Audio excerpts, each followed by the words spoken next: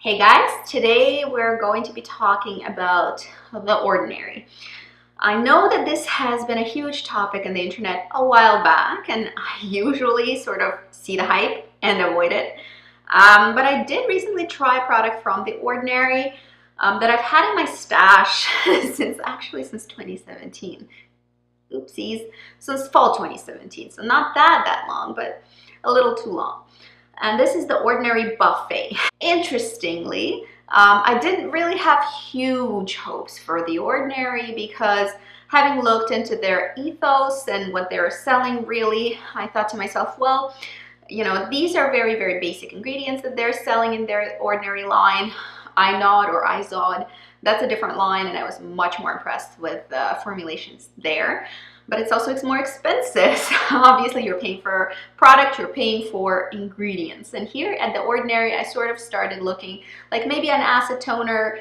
You know, you don't really need a complicated acid toner, so you can get that from there. But some of the serums, I'm like, well, you know, the serums that I'm used to, the serums that I like, really do a lot more than this one thing that this particular serum claims to do. And this is why I've tried the Buffet, because this is a somewhat a more complex formula, and this particular serum is trying to target a few things at once, so a little bit more comparable to, you know, higher end balanced formulations that I'm really used to in luxury beauty.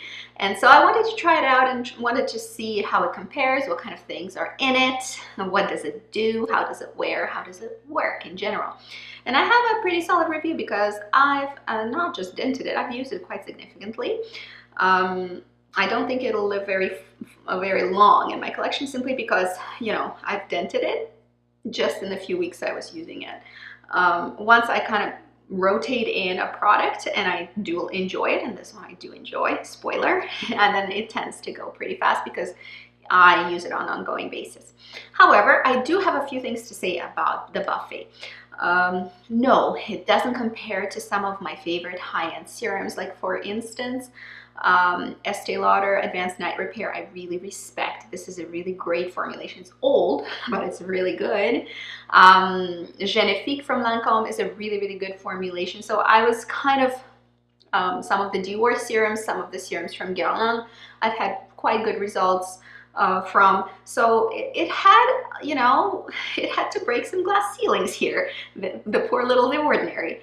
And I was quite impressed, simply because it is a very affordable skincare product. I probably wouldn't go for their like sort of single action targeted skincare unless you want that very targeted effect. But for me, I prefer my serums to be multifunctional, to be doing more than one thing for me.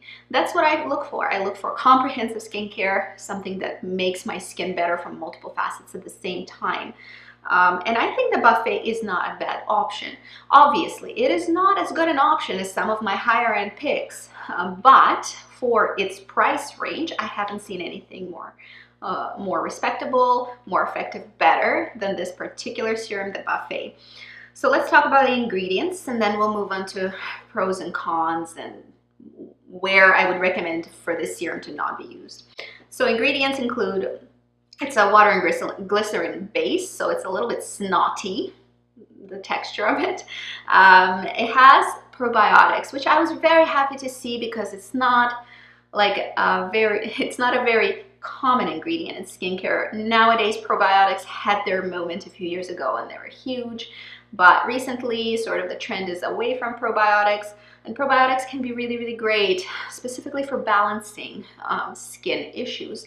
Why? Because our skin really is a natural barrier between us and the outside world.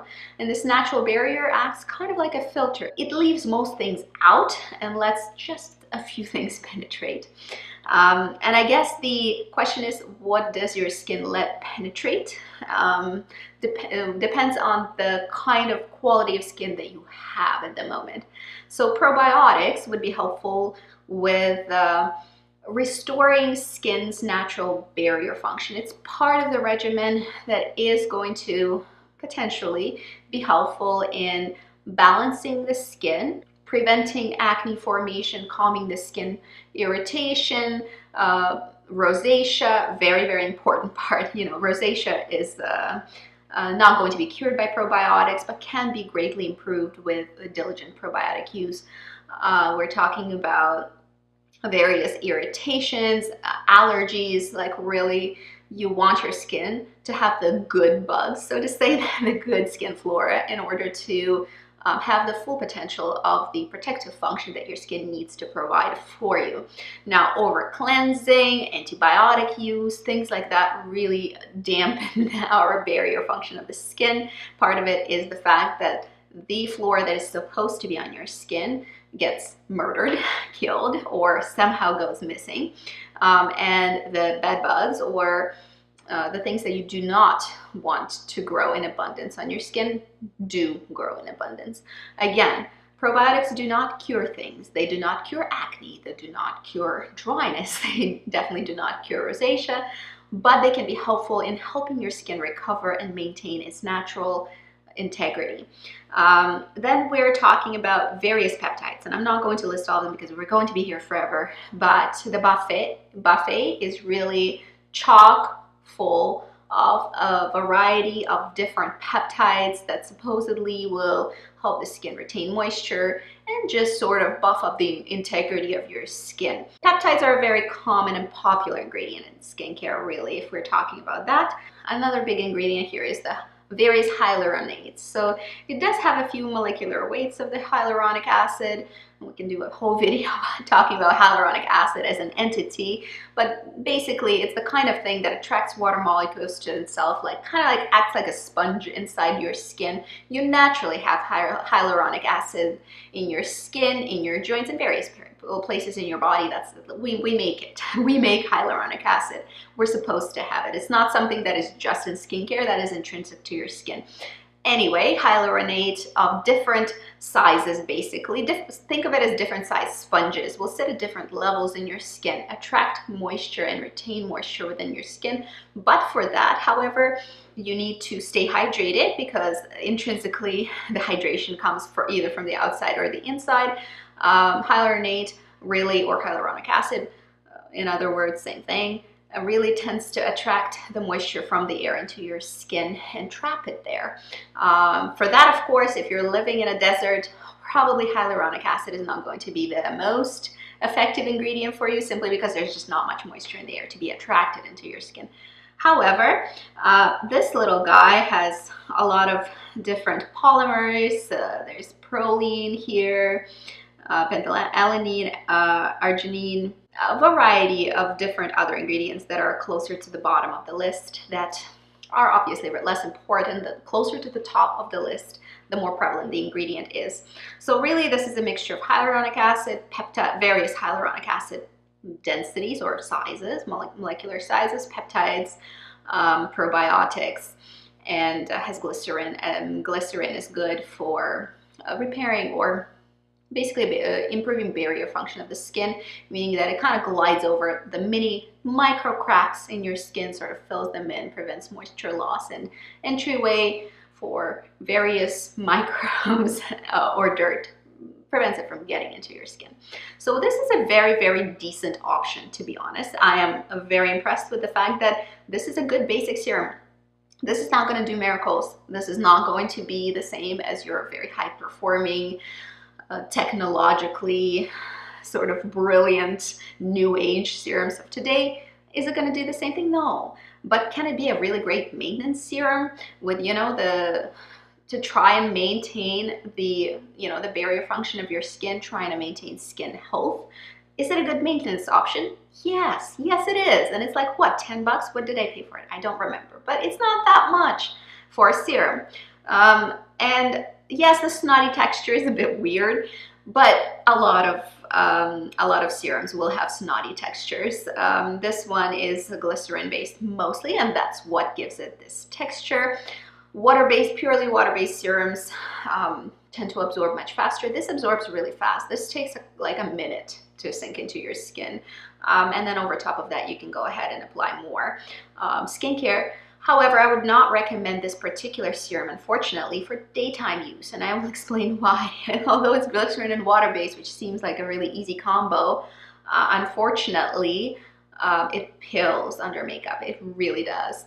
Can't wear a primer. Some sunscreens don't react well to it. It just goes all wonky on skin, and pills has those little tiny annoying pills. And then the makeup doesn't apply over it very well. Some products will, but a lot of them won't. So this makes it virtually not usable day and night as they advertise on their website. So if you're wearing makeup, this is not daytime serum for you. You need something a lot more absorbable that doesn't leave the residue of peptides and glycerin and whatever else on the skin to peel off.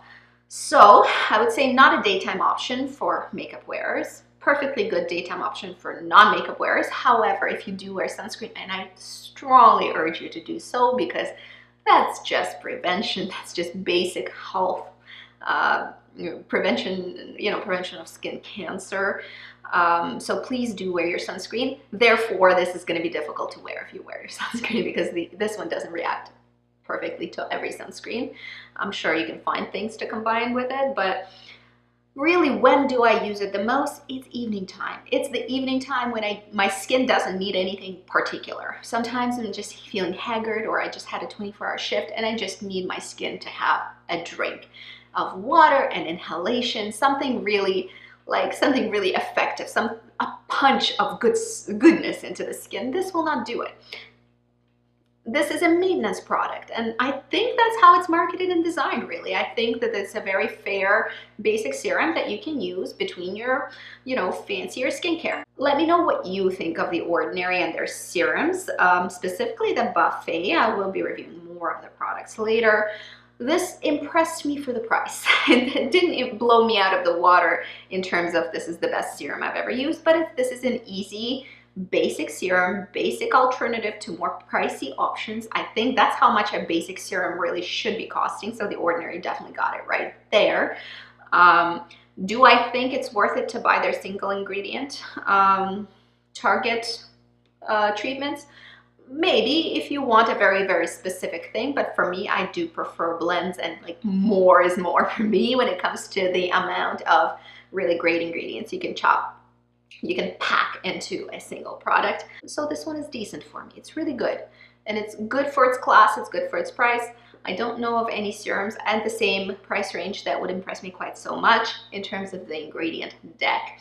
So I would recommend this for sure.